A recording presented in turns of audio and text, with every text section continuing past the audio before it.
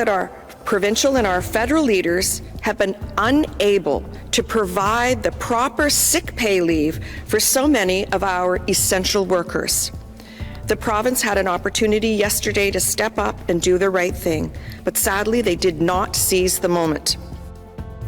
Worries over a lack of access to paid sick days have been raised throughout this pandemic, and those calls are growing increasingly urgent, especially in Ontario. As you just heard there from the mayor of Mississauga, the province finds itself struggling to contain a second wave of infections, issuing a stay-at-home order set to go into effect just after midnight. Essential workers in sectors ranging from healthcare to food service to manufacturing all have few options, even when they do come down with symptoms. For many, staying home is not one of them, because isolating would mean lost wages. A registered nurse, I don't have paid sick days. A lot of my colleagues who are the backbone, who are taking care of everyone in the hospital system, don't have paid sick days either. Workers and advocates took their concerns over a lack of paid sick days to Queen's Park today. The demonstration brought together doctors, nurses, and other frontline workers for what they called a die-in. The protesters want the Ford government to implement paid sick days immediately. And it's not just an Ontario problem. Canada's Labour Code entitles employees to 5 unpaid sick days in a calendar year. 3 of those are only paid after 3 months of continuous employment. Quebec and Prince Edward Island are the only provinces to mandate paid sick days at all.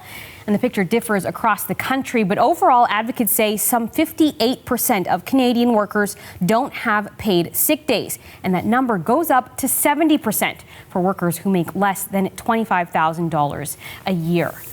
Carolina Jimenez is a registered nurse in Toronto who's been calling for better working and employment conditions in Ontario. She joins us now.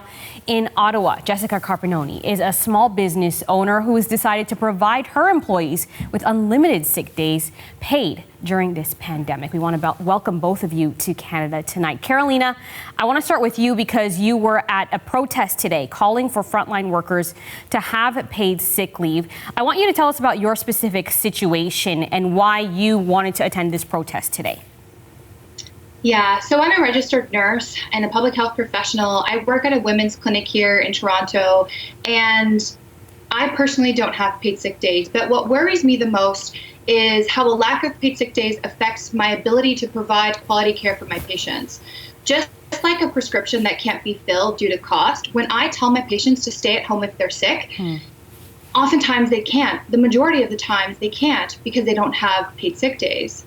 And the Canada Recovery Sickness Benefit does not go far enough to protect these patients in vulnerable situations.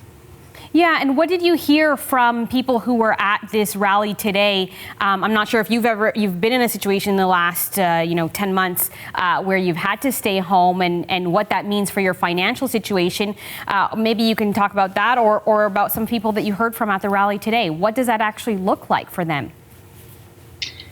It looks like making the impossible decision between deciding whether or not you're going to be able to pay rent that month and go to work potentially being sick. And ultimately, it is the provincial government's jurisdiction to provide supports for essential workers, such as paid sick days. And there are some major gaps with the federal sickness benefit. Firstly, is that sick workers have to wait until they lose 50% of their wages before they can apply. And only if they're eligible, they get a retroactive payment, which means that they have to wait and then get that payment, which can take weeks. Paid sick days would allow my patients to stay at home as soon as they have symptoms when they're most infectious. And legislating them would mean that they don't have to apply through another program and that they get their wages without any interruption. It's so interesting because you talk about talking to your patients and telling them to stay home when you yourself are in that situation where if you stay home, you don't get paid. So do you ever feel kind of like you're giving advice that maybe you can't even take yourself?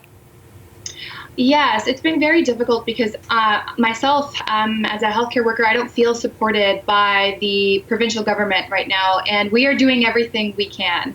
But I feel like the government is not doing everything that they can when this is something that's been called for by Canada and Toronto's and Ontario's top doctors.